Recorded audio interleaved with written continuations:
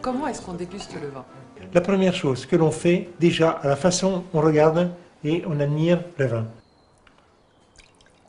Très simplement, son intensité colorante, sa limpidité.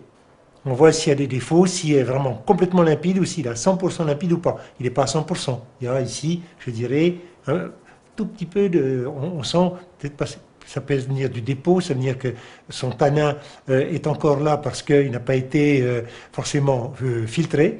Donc ça n'est pas forcément un défaut. Hein. Donc, mais s'il a été bien servi et mis debout au frais avant de le servir et qu'on ne l'agite pas et qu'on le verse tranquillement comme on l'a fait ici, c'est important, tous ces petits gestes.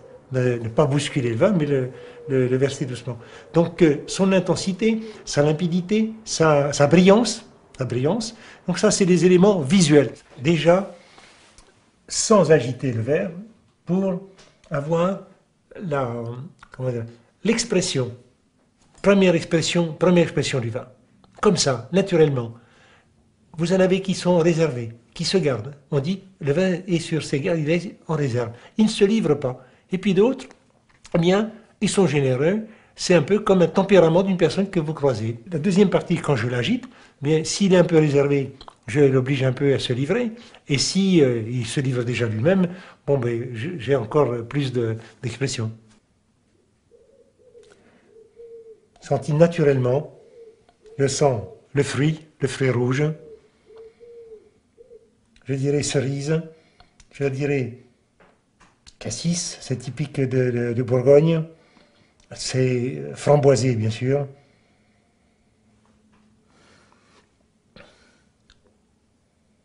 J'ai la typicité du pinot noir.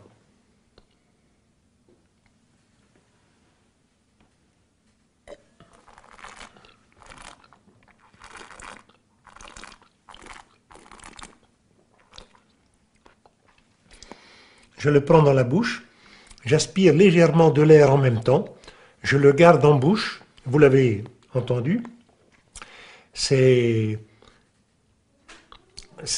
un réflexe de dégustateur, c'est un réflexe d'appréciation, pour avoir vraiment les arômes que l'on sent sur les papilles et que l'on sent donc en voie rétronasale.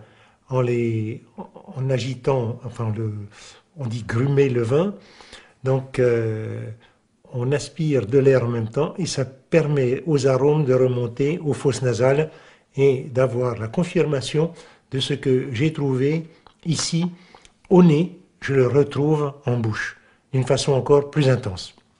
Je vous ai vu sentir le vin et puis après je vous ai vu faire ça. Pencher. Pencher. À quoi ça sert? À mirer le vin. Voilà. Quand j'ai davantage de surface, et puis si je prends un fond blanc, eh bien je mets avec le jeu de la lumière, voilà, je peux vous dire qu'effectivement je vois davantage les reflets ambrés. Et alors les reflets ambrés, qu'est-ce que ça me dit? Que le vin est plus vieux? Vieillissement. J'ai eu la phase visuelle, olfactive, gustative, et maintenant persistante. Persistance aromatique intense. Hein, là, on dit la persistance aromatique intense. Je regoute ce vin.